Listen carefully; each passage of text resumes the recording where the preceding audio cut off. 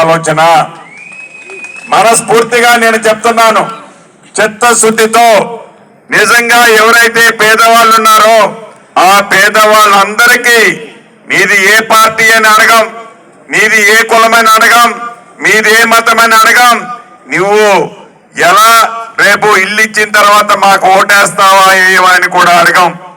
వాళ్ళు పేదవాళ్ళు అయి ఉంటే చాలు, పేదవాళ్ళు అయి ఉంటే చాలు, మొదటి విడతలో ఇళ్ల స్థలం ఉంటే చాలు, ఇందిరమ్మ ఇల్లు ఇచ్చి యుద్ధ ప్రాతిపదిక మీద ఈ ఇందిరమ్మ ఇల్లుని పూర్తి చేపియాలన్నదే మన ప్రభుత్వం యొక్క లక్ష్యం.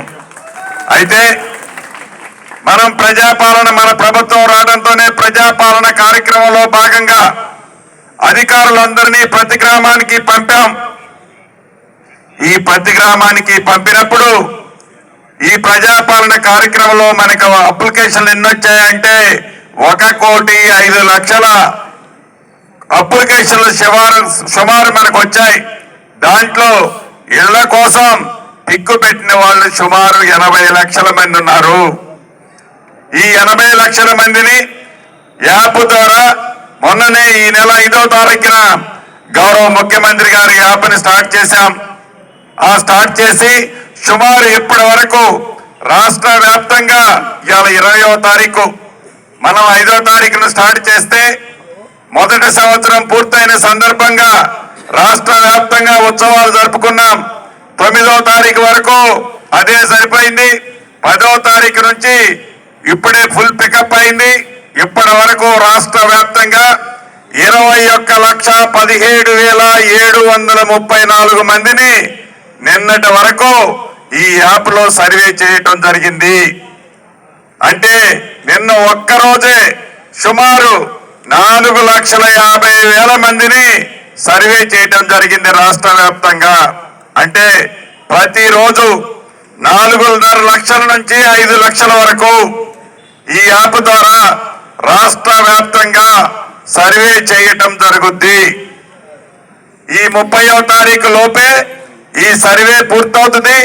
దాని తర్వాత అర్హులు ఎవరైనది, మొదటి విడత ఎవరికి ఇచ్చేది ఈ రాష్ట్ర ప్రభుత్వం ఫైనల్ చేసి యుద్ధ ప్రాతిపదిక మీద కట్టుకున్న వాళ్ళకి గ్రీన్ ఛానల్లో డబ్బులు ఎంత ఇబ్బంది ఉన్నా, రాష్ట్ర ఆర్థిక పరిస్థితి బాగలేకపోయినా, ఇందిరమ్మ ఇళ్లకు మట్టుకు తల తాకట్టు పెట్టైనా గ్రీన్ ఛానల్లో డబ్బులు ఇవ్వాలన్నదే మన ఇందిరమ్మ ప్రభుత్వం యొక్క లక్ష్యమో ఆలోచన.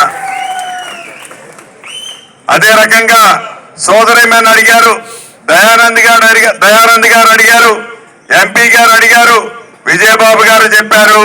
వేదిక మీద ఉన్న ప్రతి వాళ్ళు శ్రీనివాసరెడ్డి గారి సొంత నియోజకవర్గం మరిన్ని ఇల్లు ఇవ్వాలి కదా అని కోరుకుంటున్నారు. తప్పకుండా నాకు పాలేరు ఎట్లనో సత్తుపల్లి కూడా అట్లనే, సత్తుపల్లి నియోజకవర్గం కూడా అట్లనే.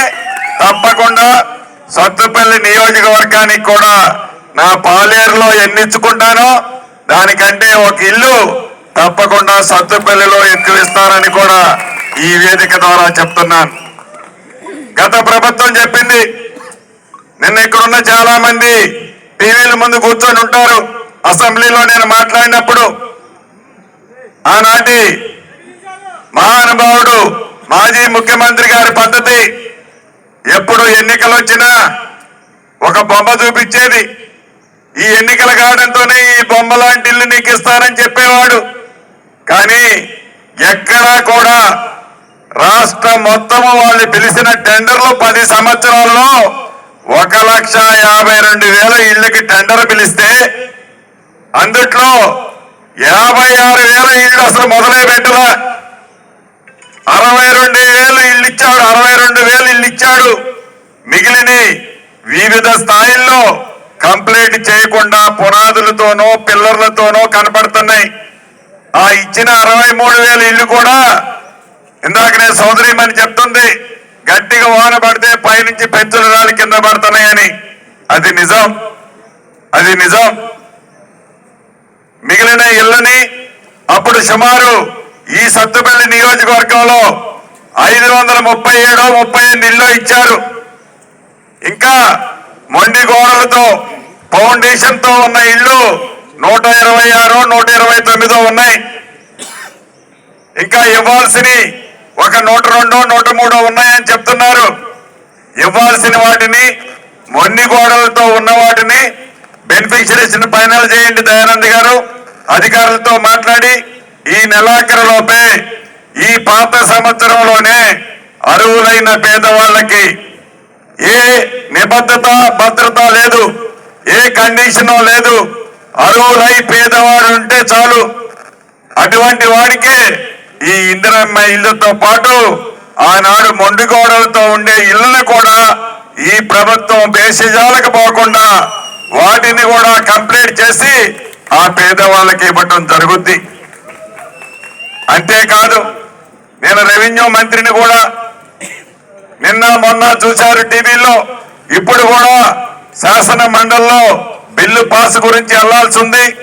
అయితే దీనికి సంబంధించి కూడా పేదవాళ్ళకి గడిచిన 10 సంవత్సరాలలో ధరణి వచ్చిన దగ్గర నుంచి ఏదైతే అభద్రత ఉందో రాష్ట్ర వ్యాప్తంగా పేద రైతులకి, బడుగు బలహీన దళిత గిరిజన మైనారిటీ బీసీ సోదరులకి ఏ అభద్రత ఉందో ఆ అభద్రతని తెలంగాణ భూభారతి 2024 చట్టం ద్వారా పూర్తి స్వేచ్ఛని, పూర్తి హక్కులని, పూర్తిగా భూమిని నమ్ముకున్న ప్రతి వాళ్ళకి ఒక భరోసా ఇచ్చే రకంగా ఈ చట్టాన్ని మనం ఈనాడు ఏర్పాటు చేసుకుంటున్నాం. ఈ చట్టం పూర్తిగా మనకి అమలు కావడానికి ఇంకా సుమారు ఒక 2 నెలలు పట్టుద్ది. అయినా కూడా ఎక్కడైతే ఇబ్బందులు ఉన్నాయో, ఎక్కడైతే ఫారెస్ట్ కి రెవెన్యూకి గెట్టు పంచాయతీ ఉందో, ఎక్కడైతే పేదవాళ్ల భూములో సాగులుండి ఆనాటి ప్రభుత్వం ధరణిలో కాస్తు కాలాన్ని తీసివేయటం వల్ల ఎవరు పొజిషన్ లో ఉన్నా ఆ పేదవాళ్ల పేరు పానీలో లేక ఇబ్బందులు పడుతున్నారు. ఏదైతే సాదా బైనామాల ద్వారా మీకు న్యాయం చేస్తామని చెప్పి సుమారు 9,24,000 అప్లికేషన్ని ఆనాటి ప్రభుత్వం 2020 చట్టానికంటే ముందు 2 రోజులు, చట్టం వచ్చిన తర్వాత 7 రోజులు అప్లికేషన్లు సేకరించింది. కానీ ఆ 2020 చట్టంలో ఈ సాదా బైనామాలకు సంబంధించిన అంశాన్ని ఎక్కడా పొందుపరచలేదు. ఆ కారణంగా ఆ అప్లికేషన్లన్నీ కూడా గోడాముల్లో మూలుగుతున్నాయి. మన ఇందిరమ్మ ప్రభుత్వంలో వీటికి సంబంధించిన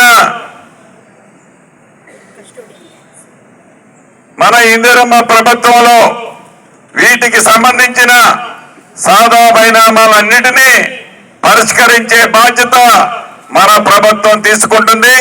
అది ఎంఆర్ఓ గారు కావచ్చు, ఆర్డీఓ గారు కావచ్చు, అడిషనల్ కలెక్టర్ గారు కావచ్చు, కలెక్టర్ గారు కావచ్చు. గతంలో ఏవైనా రిజెక్ట్ అయి ఉంటే ఆ రిజెక్ట్ అయిన అప్లికేషన్లు కూడా ల్యాండ్ ట్రిబ్యునల్ లో పెడుతున్నాం. గతంలాగా ఆ ల్యాండ్ ట్రిబ్యునల్ లో వారి సమస్యని పరిష్కరించే విధంగా ఈ కొత్త చట్టాన్ని తెచ్చుకున్నాం. ఈ చట్టానికి కూడా నిన్న మీరు చూశారు అసెంబ్లీలో కళ్ళు దాగిన కోతిలా ఎలా గంతులేశారో, ఎలా దౌర్జన్యం చేయాలని చూశారో. ప్రధాన ప్రతిపక్ష నాయకుడిగా ఉన్న నాటి ముఖ్యమంత్రి, ఈనాటి ప్రధాన ప్రతిపక్ష నాయకుడైన కేసీఆర్ గారు అసెంబ్లీకి రారు, ఏడో ఫామ్ హౌస్ లో కూర్చుంటారు. మొదటిసారి సభ జరిగేటప్పుడు నా కాలికేదో దెబ్బ తగిలిందని రాలేదని చెప్పాడు. సరే, ఆ దెబ్బ ఎందుకు